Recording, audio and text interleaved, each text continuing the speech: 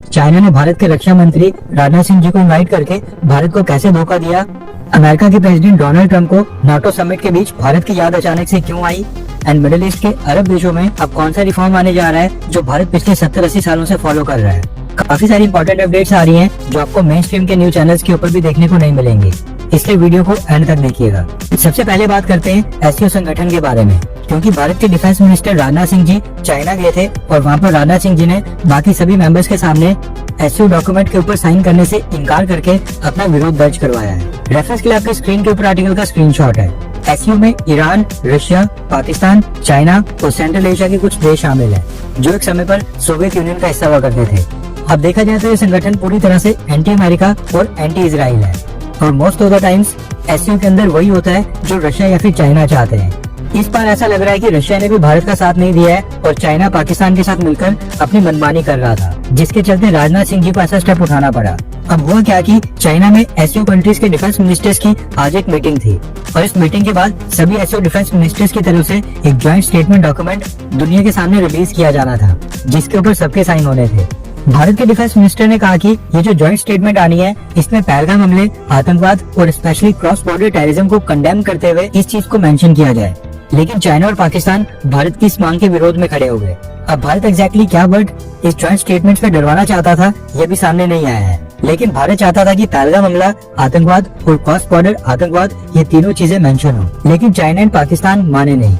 ये तो चलो ठीक था, लेकिन चाइना ने पाकिस्तान के साथ मिलकर उल्टा काम ये कर दिया कि पाकिस्तान के बलोचिस्तान में जो ट्रेन हाईजैक और आतंकी हमले हुए थे उसको एससीओ की ज्वाइंट स्टेटमेंट में मेंशन कर दिया, यानी पाकिस्तान की डिमांड्स चाइना ने एक्सेप्ट करवा दी। अब ये भेदभाव भारत को पसंद नहीं आया, क्योंकि पहलगाम का हमला भारत के लिए बहुत ही बड़ा हमला था, जहाँ पर हिंदुओं की टारगेट किलिंग की गई थी और उसी को चाइना ने पाकिस्तान के साथ मिलकर ब्लॉक कर दिया। अब जो ज्वाइंट स्टेटमेंट होती है वो तभी रिलीज होती है जब सब देश राजी हो जाए। अब क्योंकि भारत अपनी मांगों के ऊपर अड़ गया था, इसलिए चाइना ने जो बाकी देशों के साथ मिलकर ज्वाइंट स्टेटमेंट बनाई थी जिसमें भारत की चीजें मेंशन नहीं की गई थी, हमारे रक्षा मंत्री राजनाथ सिंह जी ने उसको भी साइन करने से इनकार कर दिया, जिसके बाद अब एससीओ डिफेंस मिनिस्टर की जो ज्वाइंट स्टेटमेंट आनी थी वो अब इस मीटिंग के बाद रिलीज नहीं होगी। अगले महीने एससीओ कंट्रीज के फॉरेन मिनिस्टर्स यानी कि विदेश मंत्रियों की मीटिंग है। अगर वहाँ भी सेम यही चीज होती है और चाइना पाकिस्तान के साथ मिलकर भारत को ब्लॉक करता है, तो फिर भारत के प्रधानमंत्री मोदी सितंबर महीने में होने वाले एससीओ समिट के लिए शायद ही चाइना जाए, क्योंकि चाइना क्रॉस बॉर्डर आतंकवाद और पहलगाम हमले के ऊपर पाकिस्तान को फुल डिप्लोमेटिक सपोर्ट दे रहा है। नेक्स्ट अपडेट आ रही है बांग्लादेश से। दरअसल बांग्लादेश से न्यूज निकल कर आ रही है कि बांग्लादेश की इंडियन गवर्नमेंट शेख हसीना के समय बांग्लादेश में चुनाव कंडक्ट करवाने वाले चीफ इलेक्शन कमिश्नर्स को अरेस्ट करने लगी है। कुछ दिन पहले former chief election commissioner Nurul Huda को अरेस्ट किया गया था एंड अब काजी हबीबुल अवाल को अरेस्ट किया गया है। ये दोनों शेख हसीना के समय बांग्लादेश में चुनाव करवाते थे और चीफ इलेक्शन कमिश्नर थे। इंडियन गवर्नमेंट का कहना है कि ये लोग शेख हसीना के समय इलेक्शंस में धांधली करवाते थे और शेख हसीना की अवामी लीग पार्टी को सपोर्ट करते थे। नेक्स्ट अपडेट आ रही है रशिया और भारत को लेकर। दरअसल रशिया के विदेश मंत्री सर्गेई लावरोव ने अगेन रिक संगठन को रिवाइव करने की मांग की है। रिक संगठन में रशिया, इंडिया और चाइना आते हैं और गलवान घाटी की घटना से पहले रिक देशों के बीच कई सारी मीटिंग्स होती थी। तीनों कंट्रीज के बीच मिनिस्ट्री लेवल के ऊपर कॉपरेशन चलती रहती थी। सर्गेई लावरोव ने कहा कि वो उम्मीद करते हैं कि भारत और चाइना के बीच सब कुछ ठीक हो और रिक लेवल के ऊपर ट्रायलेटरल मीटिंग्स वापस से शुरू की जाए। सर्गेई लावरोव ने आगे कहा कि भारत और चाइना के बॉर्डर्स के ऊपर चीजें अब पहले से बेहतर हो रही हैं, इसलिए रिक संगठन की मीटिंग्स को दोबारा शुरू किया जाना चाहिए। वैसे रिक कंट्रीज की मीटिंग रोकने का फैसला भारत का था और गलवान घाटी की घटना के बाद भारत ने मीटिंग्स रोक दी थी और जब तक चाइना भारत के साथ फुली कोऑपरेट नहीं करता, हमें रिक को दोबारा से रिस्टार्ट नहीं करना चाहिए। आज एससीओ कंट्रीज के डिफेंस मिनिस्टर्स की मीटिंग में जो चाइना ने किया वो साफ दर्शाता है कि चाइना अभी भी लाइन के ऊपर नहीं आया है। जहाँ तक बात है रशिया की, तो हम रशिया के साथ बायलैटरल लेवल के ऊपर रिलेशंस को स्ट्रॉन्ग करने के लिए पूरी तरह से तैयार है। नेक्स्ट अपडेट आ रही है भारत और अमेरिका को लेकर।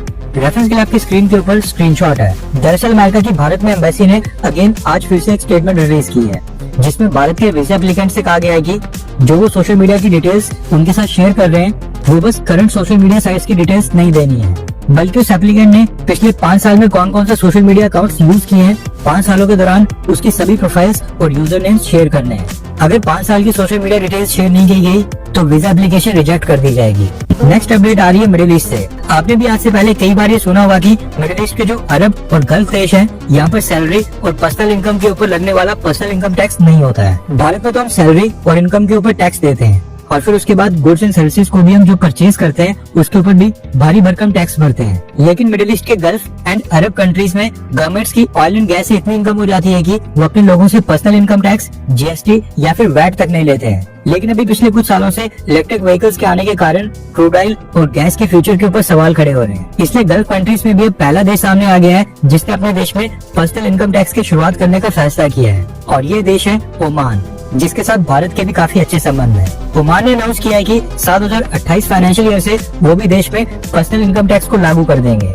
ओमान की गवर्नमेंट का कहना है कि वो देश के टॉप 1% अर्निंग वाले लोगों से पर्सनल इनकम टैक्स वसूलेंगे। ओमान में जिस भी व्यक्ति की इनकम साल में 1,09,000 US डॉलर से ज्यादा होगी उसको 5% का इनकम टैक्स देना पड़ेगा। आज की कन्वर्जन रेट के according 1,09,000 US dollar 92 lakh Indian rupees के करीब बनते हैं। यानी जिनकी एनुअल इनकम 92 लाख से ज्यादा होगी उनको 5% का इनकम टैक्स पे करना होगा। भारत के साथ तो कंपैरिजन करने का मतलब ही नहीं बनता है। 5% वैसे बहुत ही कम टैक्स है, लेकिन ओमान अब गल्फ कंट्रीज में पहला देश बन गया है जो पर्सनल इनकम टैक्स को इम्प्लीमेंट करने जा रहा है। हो सकता है कि इसके बाद और भी गल्फ कंट्रीज में इनकम टैक्स लागू हो जाए। नेक्स्ट अपडेट आ रही है नीदरलैंड से, जहाँ पर नाटो समिट हो रहा था और यहाँ पर हिस्सा लेने के लिए अमेरिकन प्रेसिडेंट डोनाल्ड ट्रंप भी आए थे। इसी समिट में डोनाल्ड ट्रंप ने अगेन भारत पाकिस्तान सीजफायर करवाने का दावा किया और कहा कि मैंने दोनों देशों के बीच एक बहुत ही बड़े न्यूक्लियर वॉर को रुकवा दिया, एंड इसके लिए मैंने भारत और पाकिस्तान दोनों से सलाह की कि अगर वो आपस में लड़ते हैं और ये लड़ाई आगे भी जारी रखते हैं तो अमेरिका उनके साथ ट्रेड डील साइन नहीं करेगा। और ये सुनने के बाद दोनों ही देश यानी कि भारत और पाकिस्तान मान गए और युद्ध रोक दिया। ये लिटरली कोई 35 से 40वां बार होगा जब डोनाल्ड ट्रंप ने भारत पाकिस्तान सीजफायर का क्रेडिट खुद ही लिया है, एंड अब नाटो समिट में भी ये पॉइंट उठा दिया जहाँ पर इसकी कोई नीड भी नहीं थी। आई होप कि नेक्स्ट टाइम भारत सरकार गलती से भी अमेरिका या फिर डोनाल्ड ट्रंप एडमिनिस्ट्रेशन को इन्वॉल्व भी न करे। पर नेक्स्ट अपडेट आ रही है सीबीएसई यानी कि central board of secondary education को लेकर। सीबीएसई ने अनाउंस किया है कि नेक्स्ट एकेडमिक ईयर 2026 से 10th क्लास में 2 बार बोर्ड एग्जाम्स होंगे। पहले बोर्ड एग्जाम्स फरवरी महीने में होंगे और अगले बोर्ड एग्जाम्स मई महीने में होंगे। फरवरी मंथ वाले बोर्ड एग्जाम्स मैंडेटरी होंगे, यानी वो देना कंपलसरी होगा और वो सभी स्टूडेंट्स को देने होंगे, उसमें कोई भी चॉइस नहीं है। लेकिन जो मई मंथ के सेकंड बोर्ड एग्जाम्स होंगे वो ऑप्शनल होंगे। जिन भी स्टूडेंट्स को अपने स्कोर को इम्प्रूव करना है, जो पहले एग्जाम में कुछ सब्जेक्ट्स में फेल हो गए हैं, वो स्टूडेंट नेक्स्ट यानी कि मई महीने वाले बोर्ड एग्जाम्स में रीअपेयर हो सकते हैं। सीबीएसई का कहना है कि स्टूडेंट्स के ऊपर से प्रेशर रिलीज करने के लिए उन्होंने इस तरह से 2 बार बोर्ड एग्जाम्स करवाने का फैसला किया है और ये केवल 10th क्लास के बोर्ड एग्जाम्स के लिए ही होगा। नेक्स्ट अपडेट आ रही है ईरान से। दरअसल ईरान से न्यूज निकल कर आ रही है कि सीजफायर खत्म होने के बाद अभी तक ईरान रेवोल्यूशनरी गार्ड्स और ईरान की सिक्योरिटी फोर्सेस देश के अंदर इजराइल की इंटेलिजेंस एजेंसी मोसाद के एजेंट्स को पकड़ने के ऊपर सारा जोर दे रहे हैं। हैरानी वाली बात यह है कि ईरान की सिक्योरिटी फोर्सेस ने अभी तक 700 से भी ज्यादा लोगों को अरेस्ट कर लिया है, जिनकी इजराइल की इंटेलिजेंस एजेंसी मोसाद के साथ लिंक्स है। ये वर्ल्ड का सबसे बड़ा इंटेलिजेंस फेलियर माना जा रहा है। 700 से भी ज्यादा मोसाद एजेंट्स पकड़े जाने के बाद भी ऑपरेशन अभी तक बंद नहीं हुआ है और अभी और भी अरेस्ट हो रहे हैं, जिसके बाद ईरान की इंटेलिजेंस एजेंसीज पर ही सवाल खड़े हो रहे हैं। एंड भारत की foreign policy, defence news, economy और ग्लोबल अफेयर्स का सही एनालिसिस हमारे चैनल का मिशन है और ये मिशन आपके सपोर्ट के बिना अधूरा है। अगर आप चाहते हैं कि सही और ऑथेंटिक एनालिसिस आप तक लगातार पहुंचे तो इस वीडियो को लाइक करें और हमारे चैनल सब्सक्राइब करके बेल नोटिफिकेशन ऑन करना मत भूलिए।